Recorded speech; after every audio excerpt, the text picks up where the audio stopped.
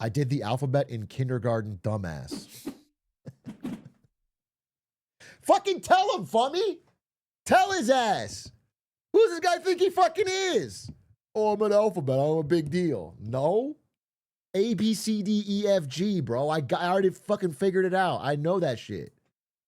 They changed the alphabet song? Wait a minute. I heard this. Didn't we talk about this on the stream?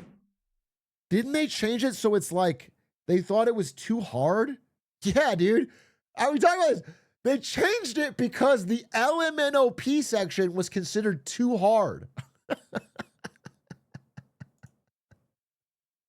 They have changed the alphabet. They took they took out LMNOP. It is no longer a letter. LMNOP is out. So this is how they sing it now in school, just so you know and so you're aware, because I was completely confused and so is he. This is how it goes. Ready? Cookie Monster? A, B, C, D, E, That's my jam. I know this shit. I know this shit. Yep. H, I, J, K, Bars. L, M, N, O, P, Q. Oh, God. What? Soft ass Gen Alpha. It sounds wrong, bro. It sounds wrong. The West has truly fallen.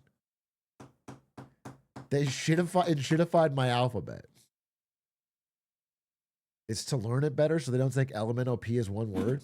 With all due respect, if you are learning the alphabet and you can't quickly figure out that LMNOP is not one word, skill issue. Skill issue, bro. Fucking skill issue. If you're listening and you're going A, B, C, D, oh, that's obviously 4 different letters. And you get to LMNOP. You're like, wait, whoa. Why is that one word letter way longer? It's ridiculous. What's the Chinese alphabet? Isn't it like 1 million fucking characters? Chinese alphabet song. Let's listen to this. 第一首 Number 1字母歌 The Chinese alphabet song. Uh-huh.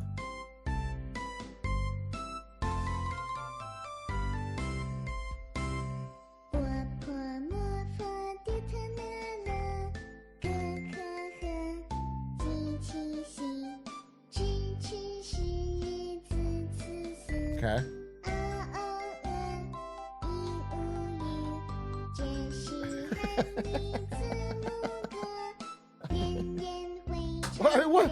What the fuck?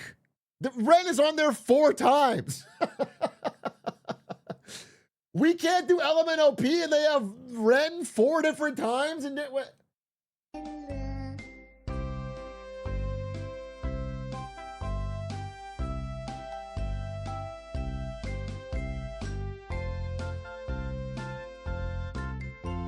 They got the Ren DLC. Dude, they're playing Age of Empires? Well, we're so fucked. They have AoE on here. They got RTS games. The West is falling, bro. Although I gotta be honest with you, for the Chinese alphabet, just keeping it a stack, that's the whitest kid I ever seen in my life. That can't be the face of the Chinese alphabet, bro. That's the whitest kid I ever seen, bro.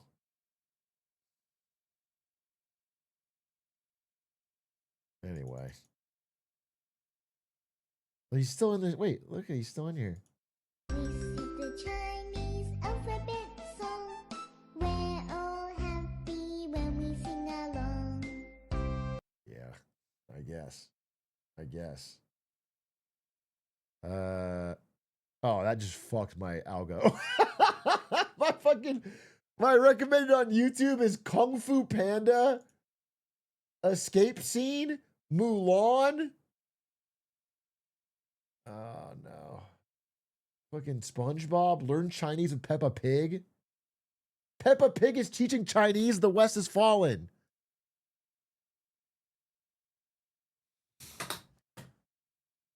Peppa Pig?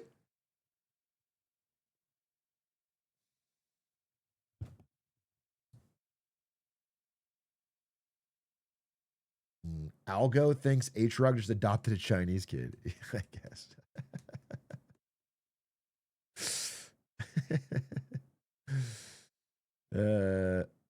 Japan's alphabet song? Okay, I'll teach you a Japanese alphabet song. You know, A, B, C, D, that one. You get. Kind of loud. What? There's no way that song is real. In my country, the song is like A B C D E F G, like the usual kid song that is lame as fuck. And the chord will be like 1, 4, 5 and repeat until the parents are dead. But that song just hit different. Gue kulik dulu bentar. The song is just too good. This can't be real. I'm just gonna play it to you.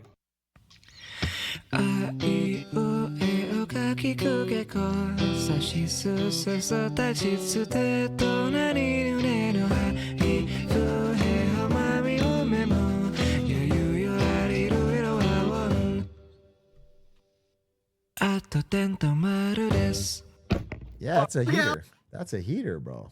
Song Japan. Wait, they do it differently.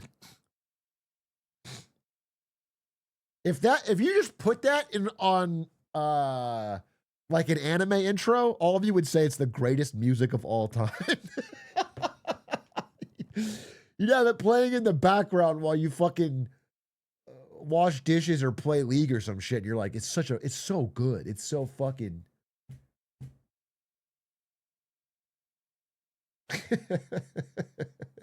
It does need a random English line to tie it all together.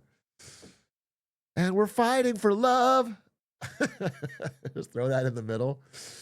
Yeah. It clears ABC. Not ABC. The whole point of this segment is that ABC kind of fucks. As long as it's the original way. When it's got that hard bar in the middle, LMNOP. H-I-J-K. LMNOP. Bam! It's hard, dude. LMNOP. It's the Empire Strikes Back of the trilogy. It's where all seems lost, and then it comes back for the end. You know what I'm saying? It wakes you up. It's the drop.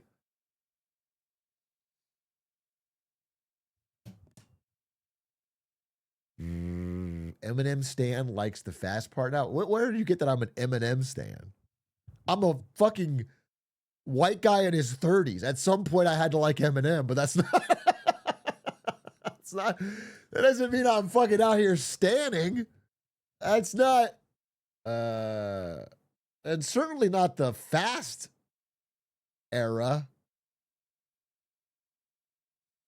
But all the cringiest Eminem stuff is beyond my time, bro. It's like I was too old to be learning Rap God in high school like some of you guys, like this guy right here. Okay?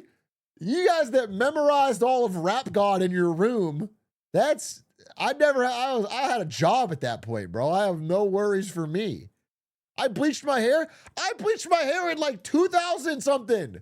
When Eminem was a cultural force, when he took over MTV with a bunch of clones. That was a big moment. Of course, I'm nothing wrong with that. Atrioc would have skipped his grandfather's funeral for a $200 League tourney. Dude, it's so funny how close you are to the truth. I remember at the height of my League addiction in college. This is a true story. I'm embarrassed to tell you, but I'll tell it to you. The height of my League addiction in college. My parents lived in Germany. You guys know this. When I was in school in Arizona, my parents lived in Germany. And I could not afford to fly back to Germany just for the summer, during summers. So if I couldn't stay with a friend or whatever, then I would stay with my grandparents in northern Arizona. And so this is like sophomore year of college, which is my biggest League addiction. That's the most addictive I've ever been with sophomore year. I played League all year. So it's summertime. My grades are horrible. I mean, it's really fallen off a cliff. And I go home to my grandparents' place up in northern Arizona, and they don't even have good internet. And so I'm in northern Arizona in this little room in my grandma's house, and I have my big ass loud Alienware type beat laptop. It wasn't Alienware, but it was like, that's all I can do. I'm just playing, and I'm just all summer. Like I get there within, for the first 2 weeks. I'm just playing this every day. I'm just playing League of Legends in this room on bad internet, and I'm also like angry. I'm like raging, you know. I'm not like, you know, screaming loud or whatever, but I'm like, and I'm staying up late, and I'm like, anyway. I think my grandparents, when they volunteered to have me stay with them, did not expect of the kind of person I would be. You know, I'm just like, I'm only emerging from that room to get food.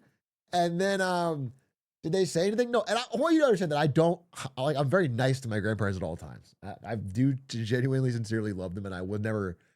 So it's not like I did anything specifically wrong, but it's like, I'm just not present. I'm omega neat. Okay. And so like 2 weeks into this summer, my grandma goes, hey, guess what? I thought about it, and it's like, you really should be able to see your parents this summer. So I'm going to pay the money to get your flight to Germany. She like wrote me a check.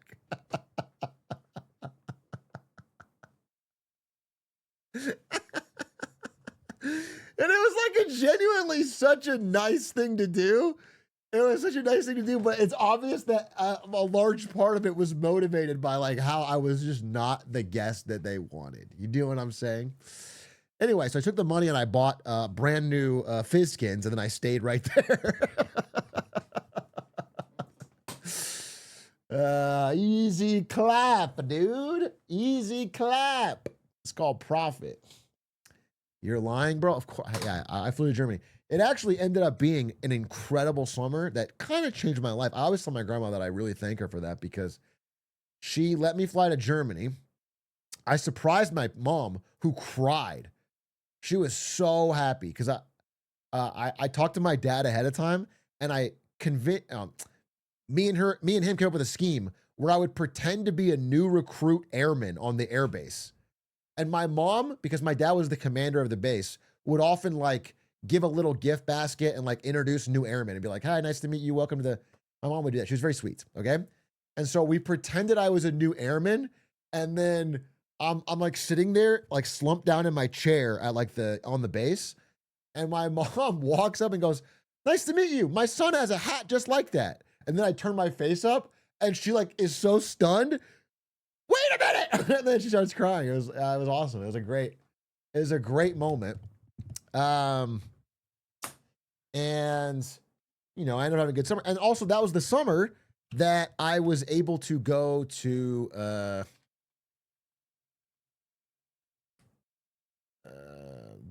able to do this. Look at this little baby. I was able to go to DreamHack Sweden and do these interviews. And that's only because Team Liquid would not pay for a flight from America, but they covered my like hostel and like cheap ass train ride, you know? So I was able to get there in the cheapest method possible from Team Liquid. Because I was in Germany, which is very lucky. And then I got to interview people, and that led to me getting some connections, and you know, it snowballed a little bit. So nice haircut. Hi, this is Atrioc from TeamLiquid.net. I'm here at DreamHack in Sweden. I'm here with Liquid TLO and Liquid Huck. I don't know. That's what my haircut was. How do you look more bald back then? I'm wearing a hat right now, and I'm definitely not more bald. Your hairline looks better now. It's so nice for you to say, but it doesn't. It's crazy because it's just legitimately better then. Big cheer.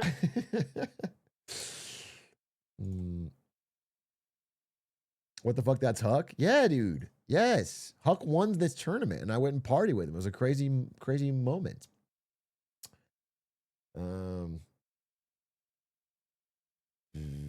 Huck Tua. You do look more muscular now. I appreciate you saying that. I'm just insanely thin because I just played League of Legends. And I ate one meal a day. Like, I legitimately am like so underweight probably in this.